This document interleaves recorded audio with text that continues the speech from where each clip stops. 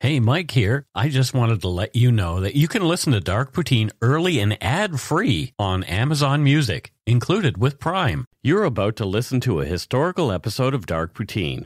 After episode 149, you will find Scott is no longer with the show. In an effort to maintain continuity and offer listeners as many episodes as possible, we are leaving the episodes in which he co-hosted intact. Thank you.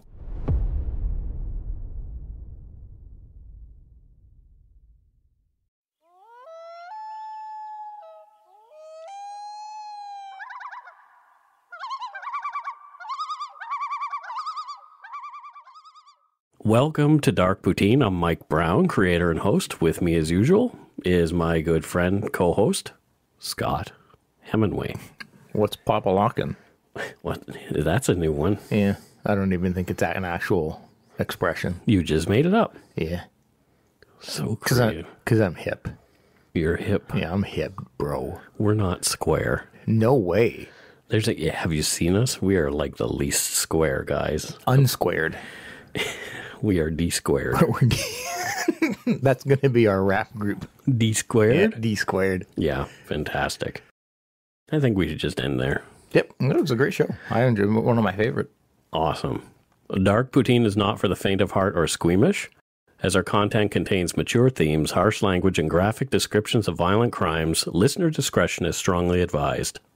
We're not experts on any of the topics we present, nor are we professional journalists. We're just two regular Canadians interested in crime and the darker side of history. Let's get to it. Put on your toque, grab yourself a double-double, and in a Nanaimo bar, it's time to scarf down some dark poutine.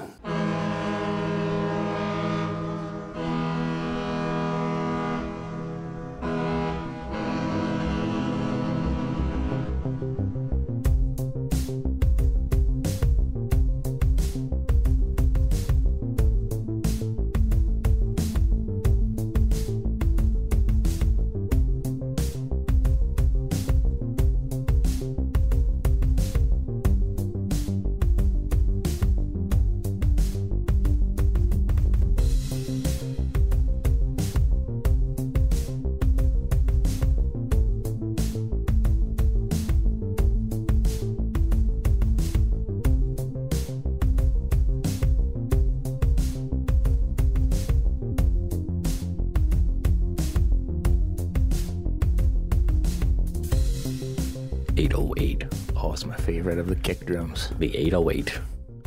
This is episode 36.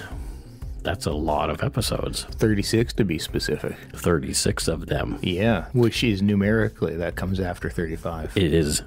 Yeah. Every time. Yep. Math, I got it. It's amazing. I got it. We want to start out by thanking our regular subscribers and welcome our new listeners. Hello and welcome. Love you all. Salut. Eh? Wee wee. Don't wee wee. Especially woo woo. Okay, woo woo is fine, Right. but don't wee wee because I'll have to clean it up after you leave. Yeah, sounds like a mic problem. It definitely is. We appreciate that you're filling your ears with our dark poutine and our witty or banter. Let's just call it banter. We won't call it witty. Our noises. Our Our mutual noises. Exactly. I am trying to make a point not to step on Scott when he's talking about stuff. Step on me. Like talk over you. Talk it. I'm trying to talk right now. I'm saying things and you're not talking over me. I'm just going to keep talking then. I'm going to see how long I can go. Oh, God. You talked over me. Jerk. But this is the thing. I think this is how I keep the show going. I have no concerns. Because you would keep going.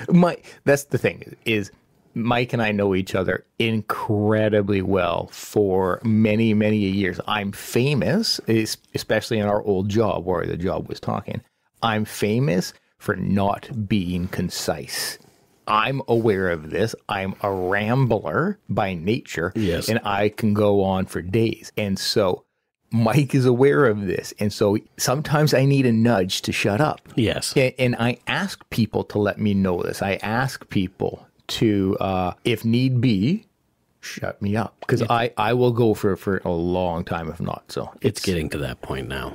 well, that's kind of what I'm trying to do. So what that means is I will talk forever, and I'll repeat myself. Yes, over and over again. While talking forever, because it's what I do. Back in our old job, I was known.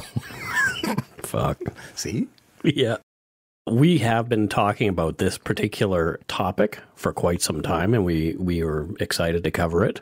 Many people have covered this case, and I thought perhaps we wouldn't have anything to add to the story. But as our podcast has grown, my idea of doing topics that other people have covered is starting to change. I'm feeling more comfortable with that, as I feel more comfortable with the way Dark Poutine does things. Yeah. We'll always give it a different flavor. That's exactly it. I don't think we approach all topics the way everybody else has. No. Because it's you and me, and we have our own way of doing things. So I think the reason I avoided it at first was lack of confidence, frankly, but... And rightly so.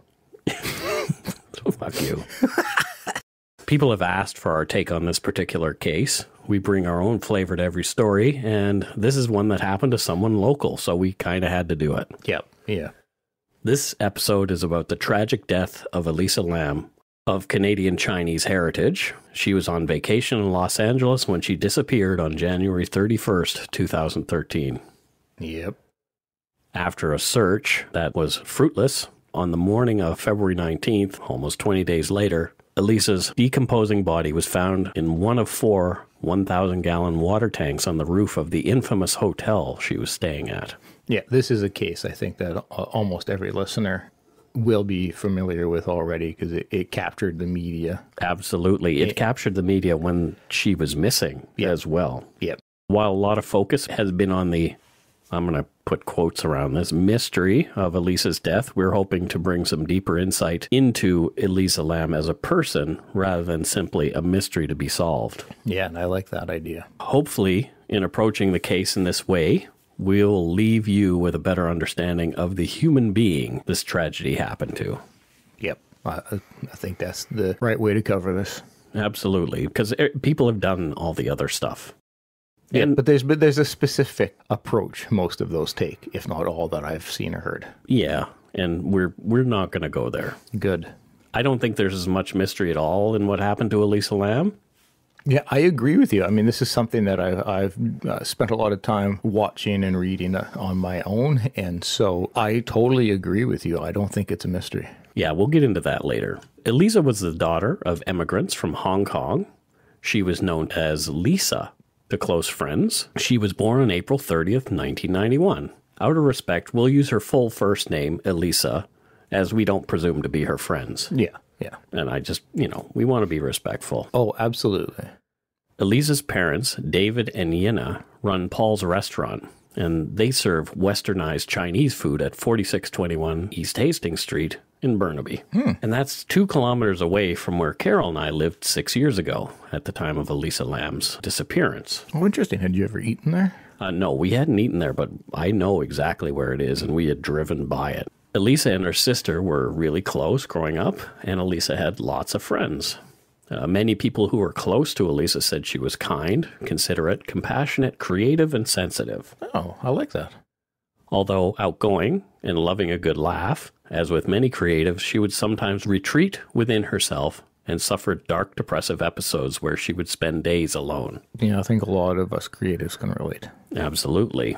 She often found solace with her little white dog at her side. As well, Elisa found an outlet for her creativity through the internet, in particular blogging, first at Blogspot and then on Tumblr. According to some sources, like Elisa's own Instagram page, she read and reread The Great Gatsby and collected various printings of the book in English and other languages. I saw her post an edition that she'd purchased in French as well.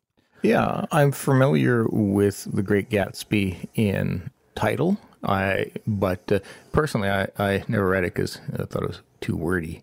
Well, I had to read it in high school. Yeah. No. And afterward, I came to appreciate the book more. It's interesting that Gatsby was her literary obsession. Oh, yeah? In the book, Jay Gatsby is a hopeful man who represented what others couldn't have. No one truly loved him for himself, only what he possessed and what he could do for them as they clamored for their chance at living the, quote, American dream. As well, Gatsby was a nouveau riche, and he was looked down on by the established old money, and then resented by the working class.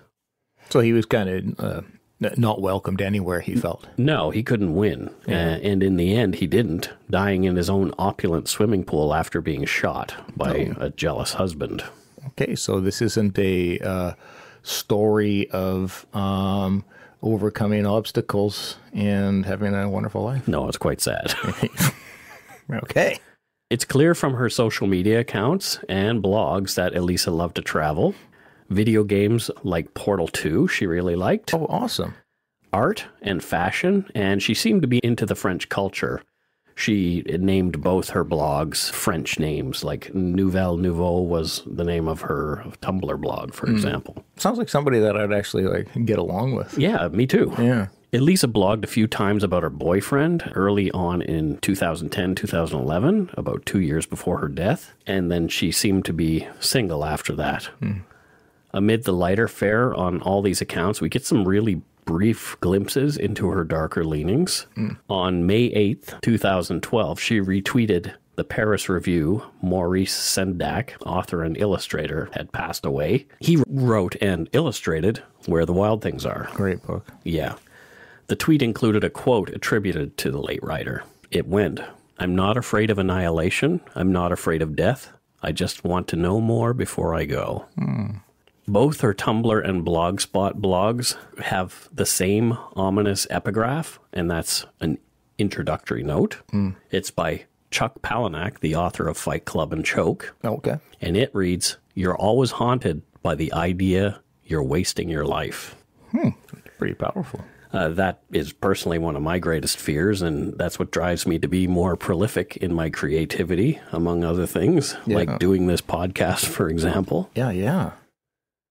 There are some true standout posts about depression throughout all of Elisa's profiles. She left us at least a sneak peek into her world. She beat up on herself a lot. Yeah, I can relate to that. It was apparent that she felt she did not measure up academically, or she felt maybe not as pretty as the other girls, those kind of things. It's abundantly clear that she was struggling with inner demons. Poor girl. From a Blogspot post on November 21st, 2011, "Depression sucks. I have no control over my emotions. I will be angry for 2 minutes and then sad again. I will be happy for half an hour and then emotional again. So far, all I've done is lay in my bed and watch episodes of Chopped. I'm just waiting for it to pass." Wow. I can relate with her more than I feel comfortable with. I know.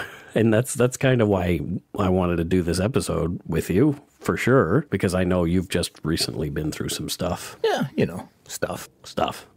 At some point while attending UBC, Elisa began to seek medical help for her depression. So she's going to University of British Columbia. They have one of the best medical facilities in the province there.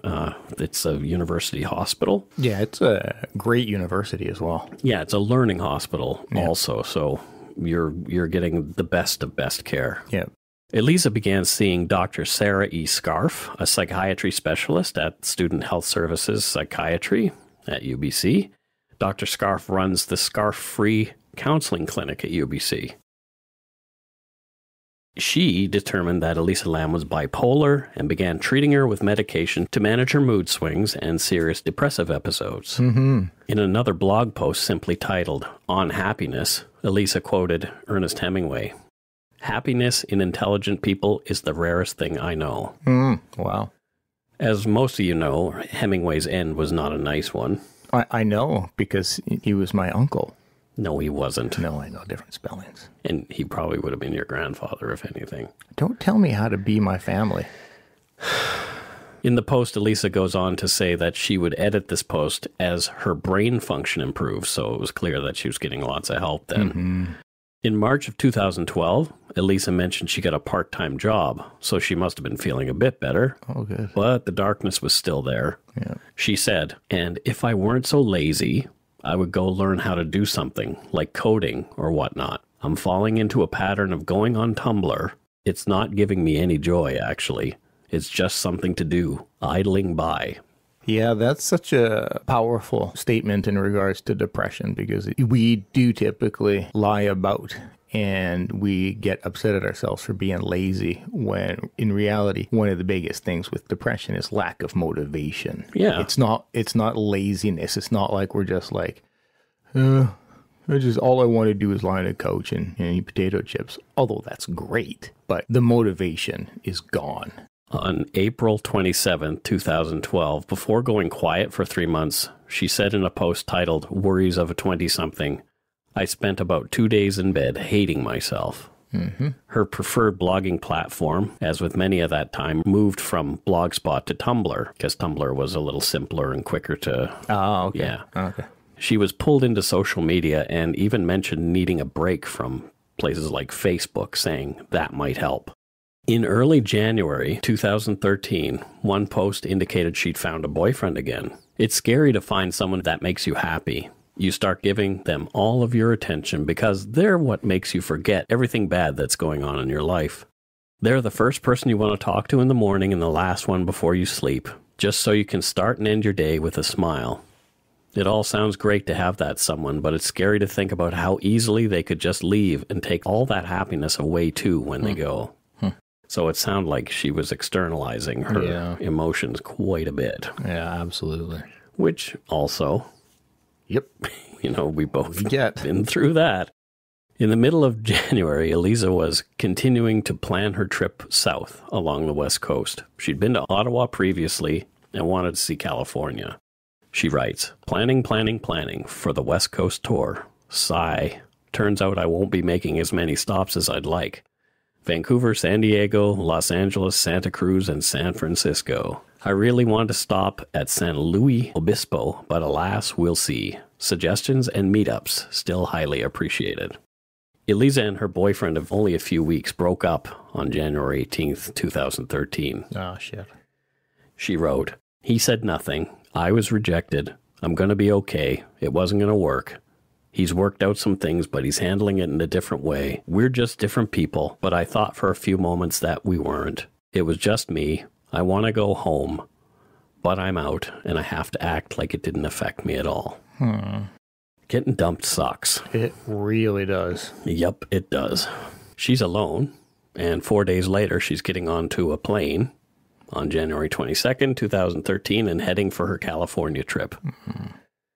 She had been planning to go alone anyway, but I guess this made it feel a little more lonely. Oh, I can understand that, yeah. She traveled about Southern California for a few days by bus and train, even visiting the world-famous San Diego Zoo. Elisa was having fun hanging by herself and doing the things that a shy but adventurous 21-year-old would do. I think a long trip after a hard breakup is actually a relatively healthy thing, because you're not just sitting in and moping. So it's, it sounds like a good plan she had.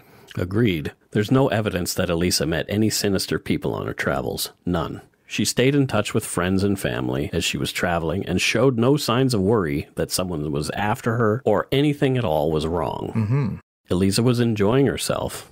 If her recent breakup was on her mind, she was not showing it. Good. Elisa arrived in LA on January 26, 2013. She checked into the Cecil Hotel, a place with a bit of a nasty rep, and that's mostly due to its proximity to Skid Row. Yeah, we have a Cecil Hotel in Vancouver, but that's a very different... That was a strip club. Yeah, with a hotel above it. Yeah. There have been many suicides at the Cecil in LA. 2 serial killers even stayed there. Yep. Richard Ramirez, LA's Night Stalker in 1985, and Australian serial killer Jack Unterweger was there in 1991, and he killed models. Oh, okay. The Cecil is also rumored to be one of the last places where Black Dahlia victim Elizabeth Short was seen prior to her gruesome and still unsolved murder in 1947. It's a pretty seedy place that's low-cost accommodation, attracts many traveling students like Elisa Lam. Yep, makes sense. I'm not going to lie, I would actually stay in that 90-year-old hotel. Yeah. I think it's a pretty cool place, and the fact that it has so many stories. Oh, I would be attracted to go in there as well. Yeah, just to say, yeah, I stayed there. Yeah, for sure. Elisa explored Los Angeles for the next 5 days. Just around the corner from the hotel was a bookstore called The Last Bookstore, ironically. Jeez, yeah. The manager there said she saw Elisa when she was buying books for herself, records, and presents for her family. The manager recalled that Elisa was struggling to carry all she'd bought. She remembered Elisa as friendly and chatty. Yeah, I bet. And that was on January 31st, 2013. The day before she was supposed to check out of the Cecil and head to Santa Cruz. That was the day she disappeared. What are presumed to be some of Elisa Lam's last moments are captured in a security video from elevators in the Cecil. We'll chat about it right after this. If you're looking for a smoking gun, I can absolutely guarantee you, you will not find it. In October 2001, a series of letters filled with a deadly powder called anthrax were dropped into the U.S. mail system. What started as an unprecedented case turned into an unsettling mystery.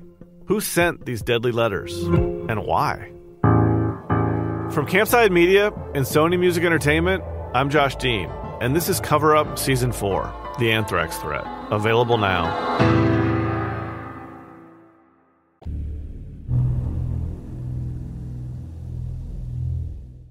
Somewhere either in the evening of January 31st or the morning of February 1st, Elisa Lam disappeared. She was supposed to check out on the 1st, and she didn't. No one saw her that day. Her room stood ominously empty. All her personal belongings were still there, including medications she was supposed to take every day.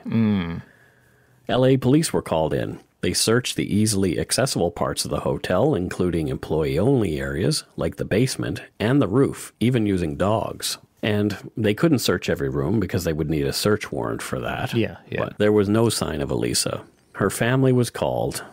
They had not heard from Elisa since January 31st. They got plane tickets and came from Vancouver to help look for her. On February 6th, LA police released a community bulletin, distributing it throughout the downtown LA neighborhood. It had 2 photos of Elisa, as well as identifying information and a summary of her disappearance. And it reads, name, Elisa Lam, description, female, Chinese, in brackets, Canadian, black hair, brown eyes, 5'4", 115 pounds, date of birth, April 30th, 91. And the summary, Elisa Lam was last seen on January 31st, 2013 at the Cecil Hotel at 640 South Main Street in downtown Los Angeles. Lam was traveling alone from Vancouver, Canada, and arrived in Los Angeles, California on January 26, 2013. Her final destination, Santa Cruz, California. She takes public transportation, including Amtrak and buses, and her language spoken, English, fluent, Cantonese, maybe not so fluent.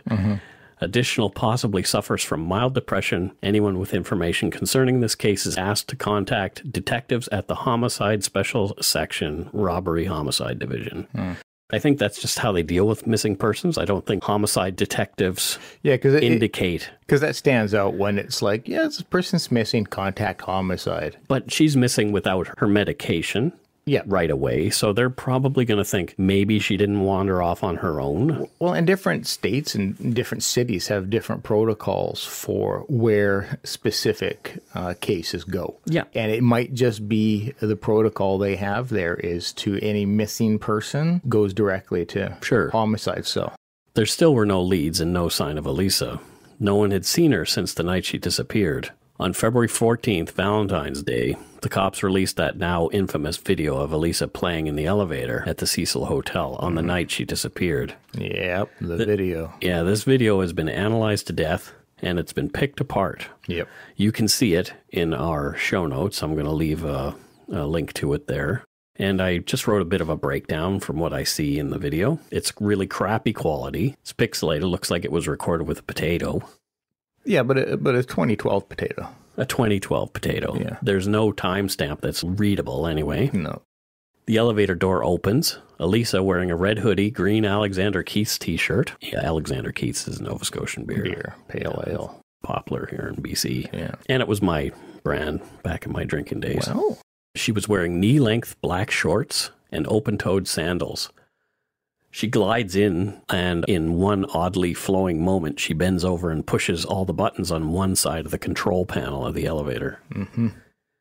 She stands up, backs into a corner of the elevator furthest from the door, and stands there looking straight ahead for just a few moments. Then she steps cautiously to the door, quickly steps a single foot out to the elevator, looking both ways very quickly, as though she's playing a game of hide and seek. Yeah. She steps back inside, puts herself flat against the left wall, and then into the corner near the control panel, as if she's hiding from someone. Yep. She's in and out of the elevator multiple times, pushing buttons and waving her hands about it, as if gesturing at somebody in the hallway. Her hand movements don't seem quite right somehow. Yeah, no, I agree. She finally leaves the elevator and the door closes. The door opens twice and Elisa never comes back into the elevator. And the video ends on a closed door. Yep. It certainly is a video that it would be impossible to not scratch your head while watching. Yeah, but I think people are reading a lot of things into it that aren't there. Well, and again, I can understand it. I mean, initially, I fell in that direction when hearing and seeing it of like, what on earth is like, what is happening? But that's without knowing any context to who she is. Yeah. Even though millions watched the video of Elisa in the elevator, there were still no new leads, just more questions and armchair detectives who'd watched an episode or two of CSI weighing in with wacky speculative theories. Yep. Just like us. Never. Never. Some people claim that she was playing hide and seek with an actual person who later abducted her. Okay. Other cuckoo birds said she was interacting with one of the hotel's, quote, ghosts. Yeah, I think that's where a lot of people went. And again, I get it. We want these things to be real. But, Yeah. Sure. Some thought she may have been on MDMA or another party drug, even PCP or something else. Yep. I've seen that kind of behavior from somebody on psychedelics. So I see how people could jump to that conclusion for sure. Yeah.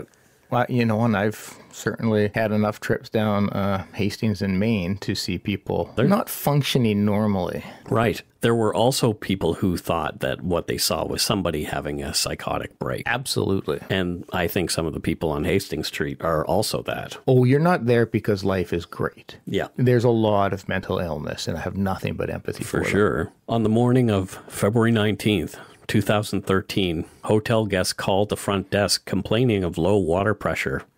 Others said that there was a weird smell coming from the water. Oh, God. There was barely enough pressure to shower.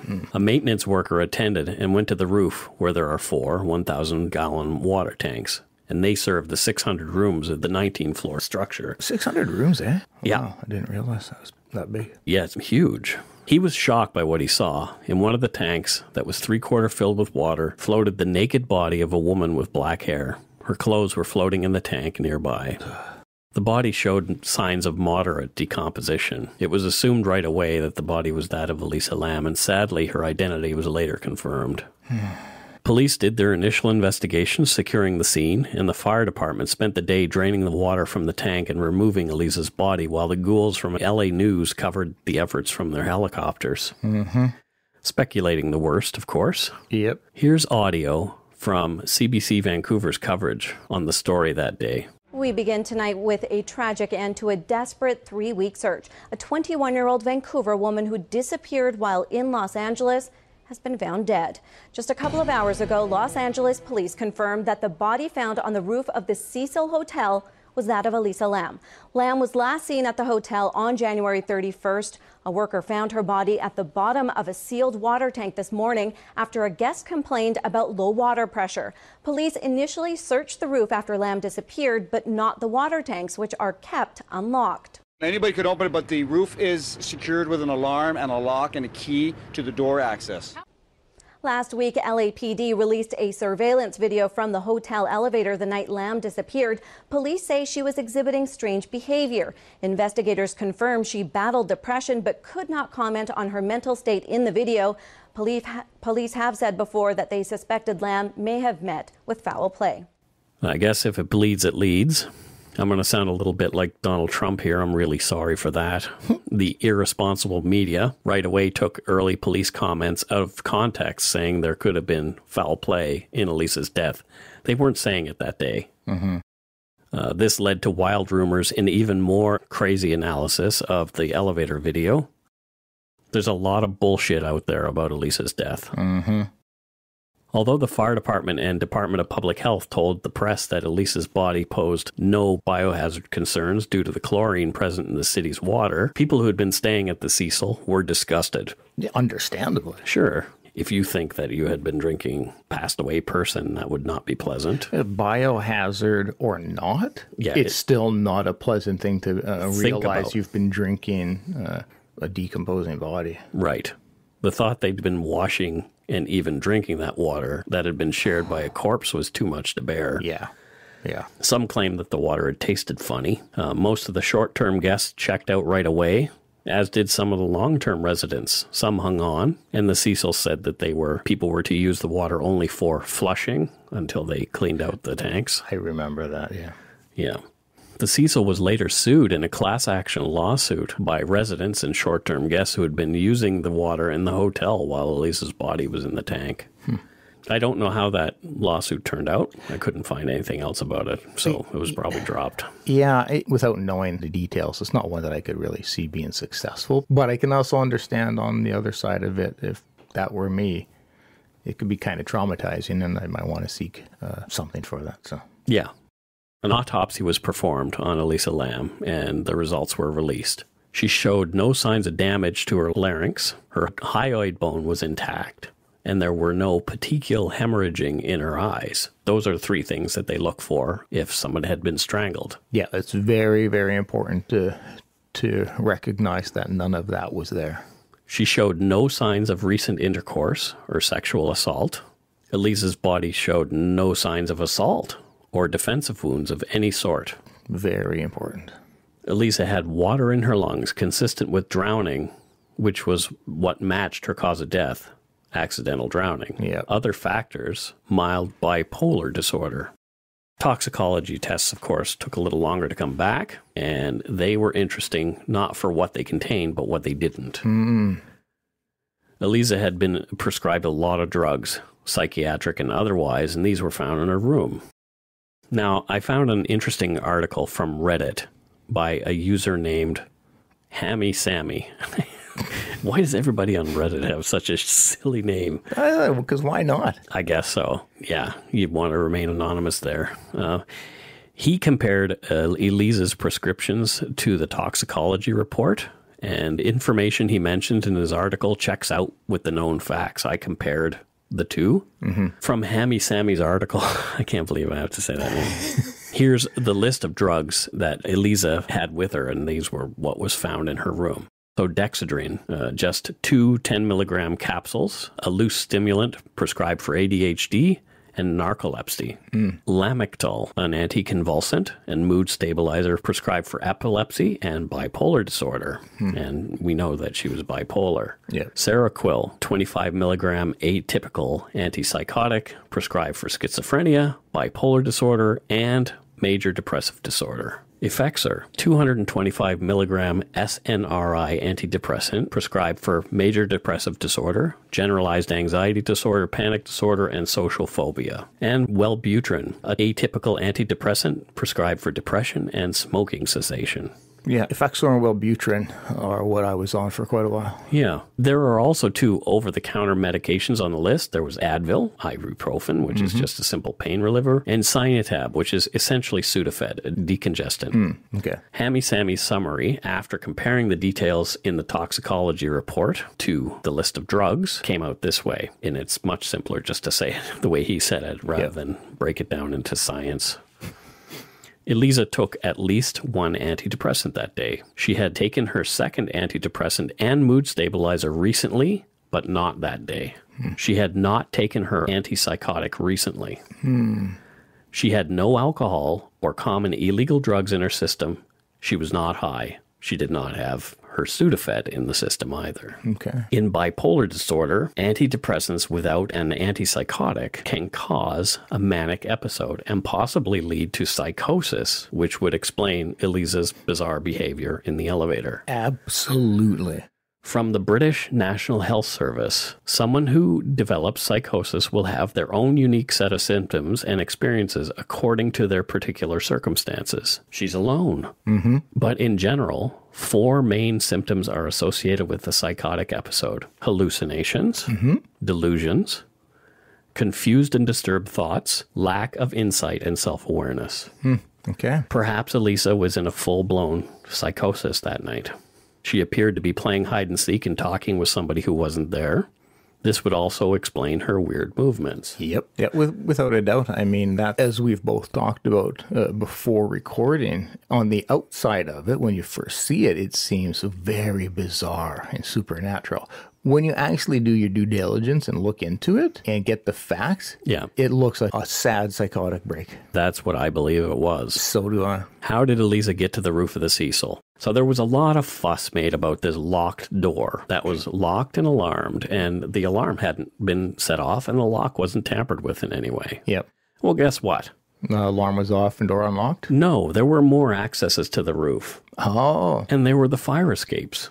So the fire escapes, which were easily accessible from rooms. Yeah, I think if I remember correctly, there was one like pretty much right outside where the locked door was. Yeah. Yeah. So, and they accessed the roof. Yeah. You're somebody who is in the midst of a psychotic break. You're playing hide and seek from a mysterious, unseen stranger. Yep. Hey, that looks like a great escape route. Yep. I'll go that way. You probably just have to pop your head out the window and see the stairs and ladder. The accesses to the roof are unmarked, but I don't think that makes a difference. If you can see it, then why not use it? You probably see it from outside if you're like just walking by. Absolutely. And again, peek your head out there and look up and go, oh, there's stairs and a ladder leading up. There are also a couple of ways to access the tanks, and that's been a lot of the conversation in some other things that I've seen and read. Yep. Those tanks are 10 feet tall. Yep. If you think, she's 5'4". Yep. So she's shorter than I am. Yep. But if you notice, on those tanks, there's a little ladder that leads up to the tank. This is mentioned in the statement of facts about this hotel later being sued. Okay. Oh, okay. So there were actual ladders. You just need to climb onto the plumbing and you access the ladder and climb up on top. So not as difficult, crazy and supernatural as people. That's right. Okay. Or you could climb up on top of the elevator machine house and jump down onto them. Yeah. And it's not that much of a leap. It's like 2 feet. Yeah. Okay. Also, the tops of these were not heavy, as other people have reported. Yeah. That has been misreported over and over and over again. Yeah, it's all you hear in a lot of these stories. Is how did she lift that? Not somebody her size wouldn't be able to lift it. It's untrue. Like vacuum seat. Yeah. Absolutely untrue. Yeah. I looked at the symptoms for psychosis again. Yeah. And I thought sort of one of the most interesting and ominous ones was the lack of insight and self-awareness. Yeah. In this case, where she's completely alone. Yeah. She has no one to guide her. Yeah. At all. And maybe this is what drove her to go and do the things that she did. She just was doing what her brain was telling her to do at the time. Well, if you put somebody in a manic state, and I've seen a fair amount of people in a heightened state of mania, if you put somebody in that state and then they're also having a psychotic break, that is a recipe for disaster. If psychotic, Elisa would not have been able to understand that going into the tank was a bad idea or dangerous. Well, and that's where the mania comes in, because you think you've got it all figured out. Oh, I've solved all of the world's problems. And so you think like, okay, this will work out perfect. I'll go in here and like, yeah, it's just tragic. It's easy to want to explain Elisa's behavior that night in the elevator as more sinister, but only she would be able to definitively answer what was going on inside her to perform that way. Yeah. I would bet she would even struggle to explain what went on, and here's why I think that. Oh, do tell. A little more from my own story here. I am actually somebody who has suffered a psychotic episode. I can concur that in that state, you really don't understand what's happening, nor are you able to make solid decisions, even about walking across the street. Yep. My episode is very blurry. It's like a slideshow of weird moments that ended with me being committed to a psychiatric ward for a number of weeks. And this was before the antipsychotics started to work. I'm not going to get into why I was in that state, but let's just say it was self-induced. My brain was filled with weird ideas of superhuman and supernatural abilities, as well as thoughts of demonic possession and evil in others. And this is much like Matthew DeGrood from our Calgary Brentwood 5 episode. Which is a great comparison. Yeah, when I was reading about him, I thought, holy shit. Yeah. I have been in that state. I just did not kill people. I am very, very glad that that did not happen. So are we. My first 5 days in the hospital are a blur and mostly just a black void. They're just gone. Yeah. I'm grateful every day that I didn't hurt anyone else or myself while in that state, although I do recall dark and horrible thoughts about myself and others.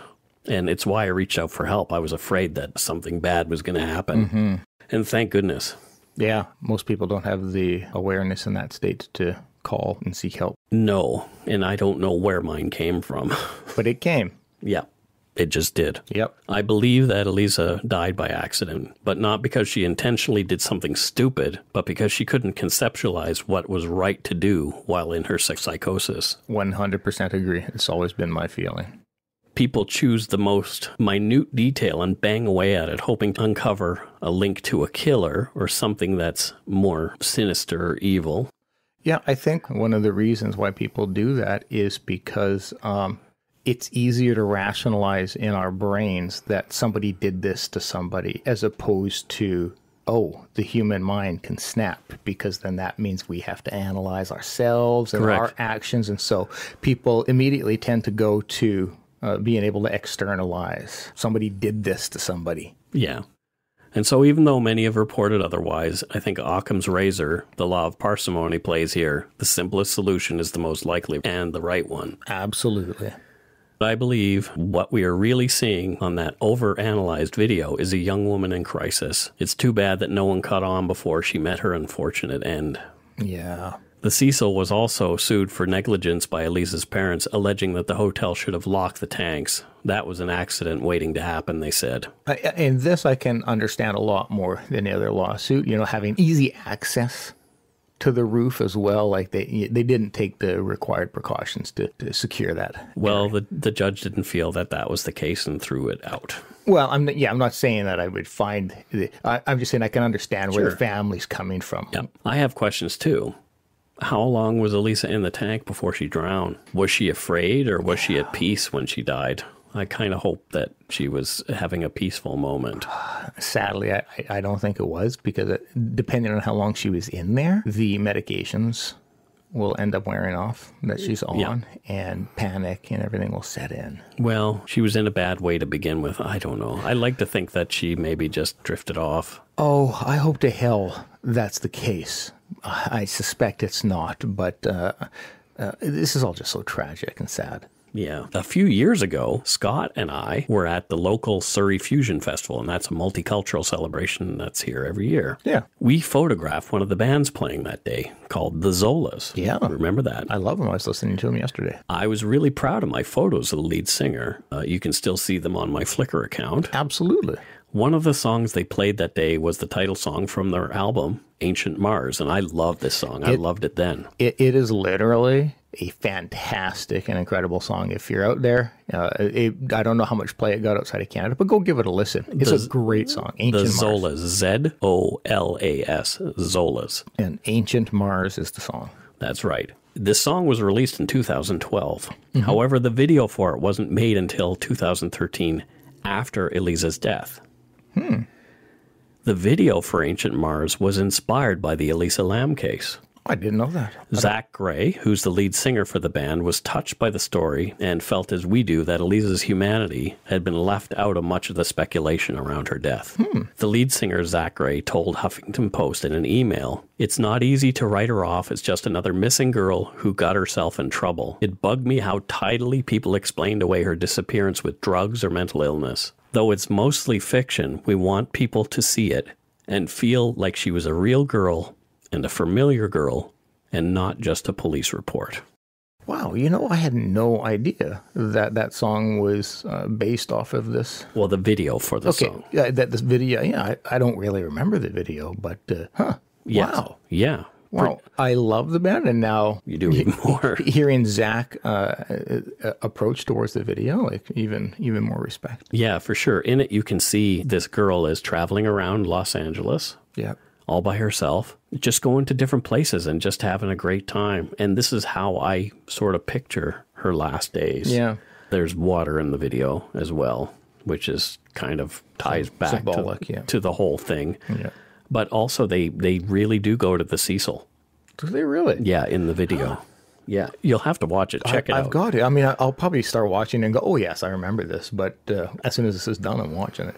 I'd close the show this week with Ancient Mars, but I have zero interest in having the shit suit out of me, so I don't think the band would do it. I considered emailing Zach Gray and the band just to see if we could use it, but it's such a short turnaround time from the time I actually wrote this until we're talking about it. Yeah. So I didn't want to take the chance and just throw it in there. But it is worth going to check out. I'll post it in the show notes. Yeah, do that. Yeah, such a great song. I wanted to talk about her parents a little bit. I remember Carol and I were driving past her parents' restaurant. Yeah. And there were flowers and stuff at the doors. The restaurant was closed. And I remember knowing that that's where her parents' restaurant was. And we kind of mentioned it as we drove by. Oh, how heartbreaking. Yeah, very sad. Yeah. You could see people left them flowers and notes and all that kind of thing at the closed doors of their restaurant. I'm hoping that the family is doing okay, because that's like... losing a child is horrific. I can't imagine anything worse. And still trying to function and operate a business has got to be such a challenge. So I hope they're doing well. I hope they're doing okay. And I want to finish Elisa's story with something that she didn't write, but she quoted in a blog post. And this was on Remembrance Day in 2010. And the post was titled Quotation Marks. And it's from Jane Fitch's book, White Oleander. Loneliness is the human condition. Cultivate it. The way it tunnels into you allows your soul room to grow. Never expect to outgrow loneliness. Never hope to find people who will understand you. Someone to fill that space. An intelligent, sensitive person is the exception, the very great exception.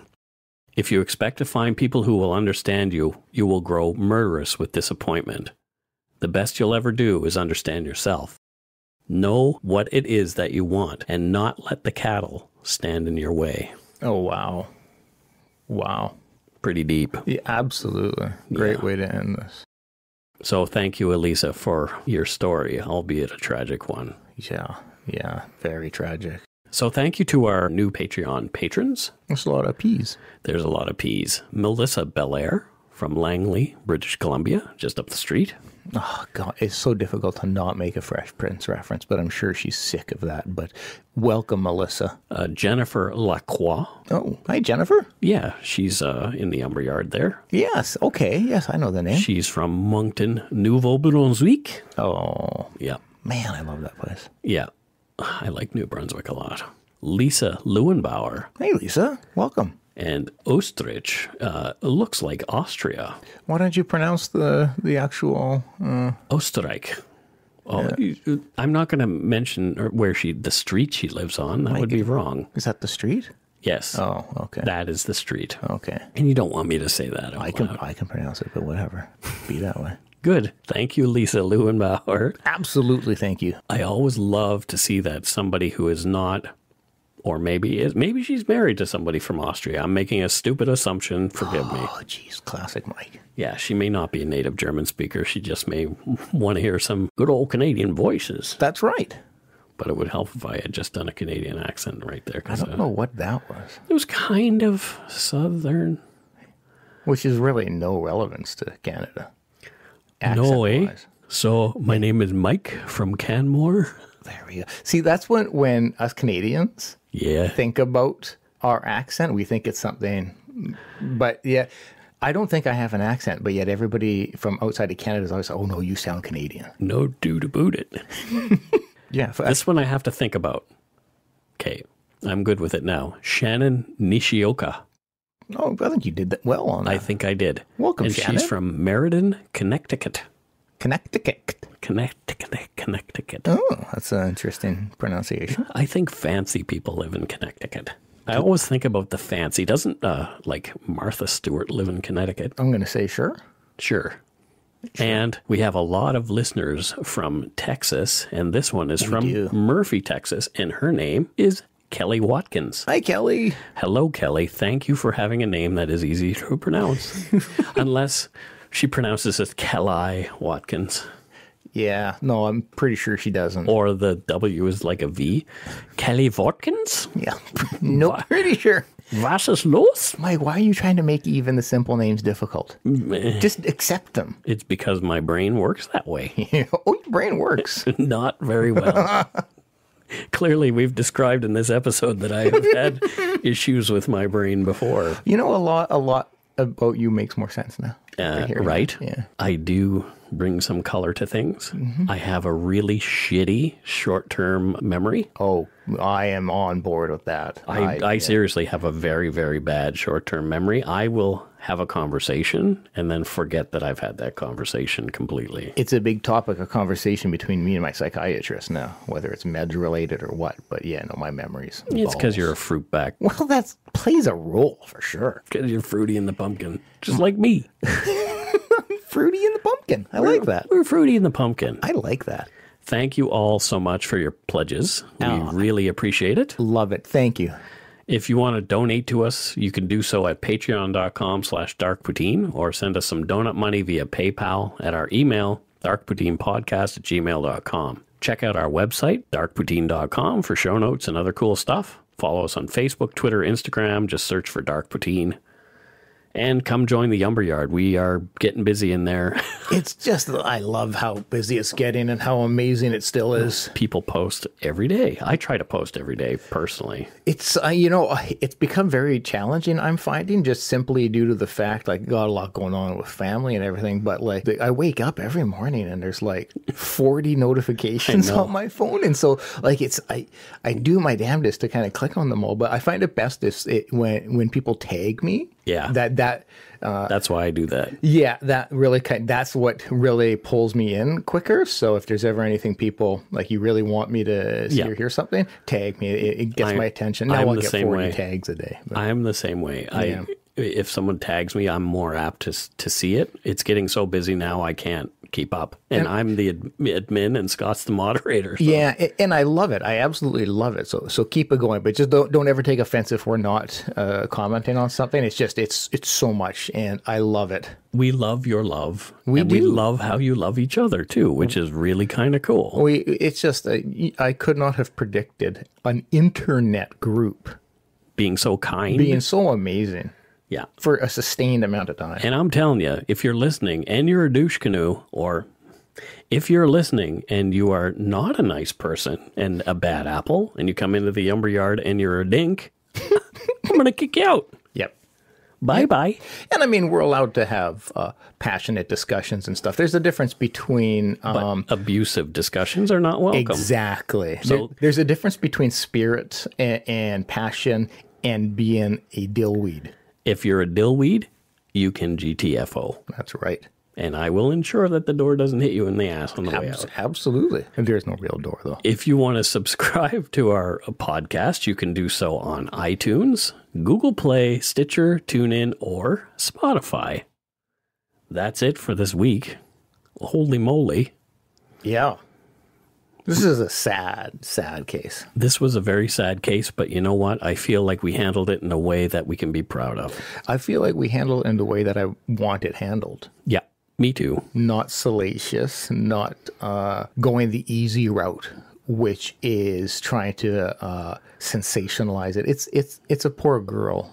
I want to be thoughtful in the way we approach these things. For sure. She was somebody who did not survive a situation. Perhaps she could have had somebody been there with her. Yeah. No, it's just tragic all around this case. With that, don't forget to be a good egg and not a bad apple. Bye-bye, everybody. Bye-bye.